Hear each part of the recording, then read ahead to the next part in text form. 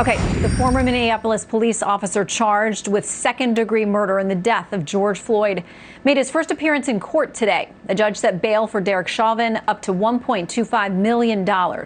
Chauvin's also charged with third-degree murder and second-degree manslaughter. Well, Minneapolis City Council President Lisa Bender saying she intends to dismantle the city's police department. Well, today on CNN, she was asked this follow-up question. What if, in the middle of the night, my home is broken into? Who do I call?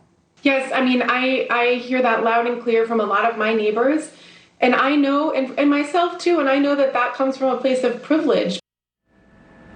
So let's debate to defund the police movement with Democratic strategists Kevin Wally, retired Nutley, New Jersey police detective Steve Rogers, and Republican candidate for Senate in Minnesota, former Congressman Jason Lewis. Welcome to all of you.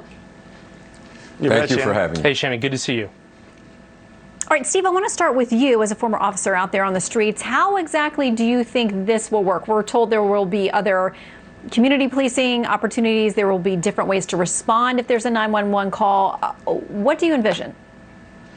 This is how it's going to work. The blood of crime victims will flow like never before in the history of this country.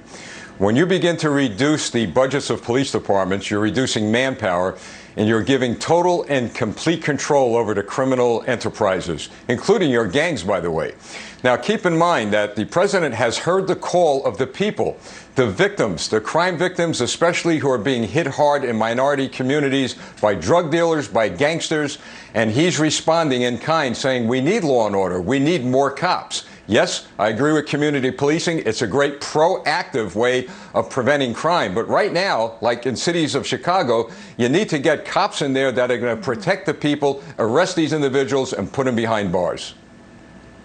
And for, some of the folks who are out protesting and calling for defunding police, I mean, this is not optional. This is now a purity test. I want to play a little bit of what happened with the Minneapolis mayor when he was put on the spot about this weekend. It is a yes or a no. Will you defund the Minneapolis Police Department?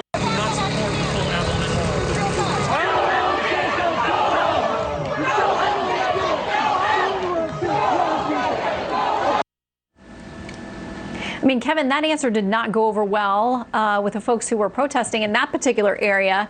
But there's caution coming from folks within the Democratic Party tonight saying, listen, if you make your candidates go out there and take a purity test on this thing, you're going to lose a lot of the American people.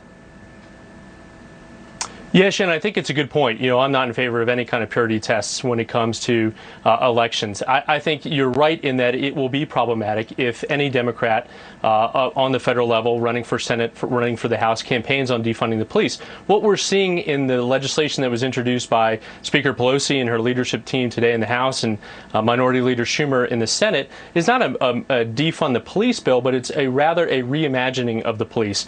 Where do we fund our priorities in terms of community engagement, reaching out to the homeless, funding education?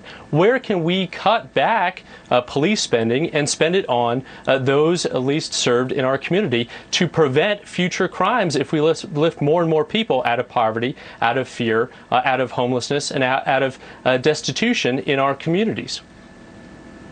Well, and laudable goals. I think that is a nonpartisan issue. People across the board should want to see that accomplished for every American out there. I want to play something that comes to us from Congressman Steve Scalise. He's the House Minority Whip, Republican, and he says this about what's been proposed, the measure that you mentioned. Here's his take. As far as the Democrat package, they haven't been talking to Republicans about this, so I'm not sure what they're going to be rolling out. But clearly, if somebody abuses their power in any position of law enforcement, there needs to be accountability. We've been talking about that for a long time as well. And so, accountability and justice needs to be served. Okay, Jason, you've been a part of this process on the Hill. How does this work where, Steve Scalise says they haven't come to us, we haven't had a conversation. Of course, we want to hold people accountable. Will Democrats and Republicans get together on a piece of legislation here for police reform, or is this a messaging bill from Democrats? Yeah, it's purely messaging. My opponent in this race, Tina Smith, won't say which side she's on. You can't get people out of poverty, to Kevin's point, which we all agree, without the first object of government, and that's public order. That's not a privilege, that's a right. And so you've got to get people like Senator Tina Smith to say, are you in favor of defunding or not? Biden had to come out with a ploy about that today, but I don't think they'll come to an agreement because this isn't about negotiations to talk about Mayor de Blasio. You can't negotiate with these people. It's my way or the highway, and the resistance now has full control over the Democratic Party and these Democrat cities, whether it's Chicago or Minneapolis. And if you want to know what it's going to look like, what defunding the police is going to look like, look at Minneapolis last week. I've toured the businesses, 500 of them damaged or ruined on Lake Street, on University Avenue. I've met with these minority business owners. They don't know what to do if there's no police. If somebody breaks into your business or breaks into your home, heaven forbid, who are you going to call, Dr. Phil? This is crazy. The Democrats in Minnesota can't keep us healthy and they can't keep us safe.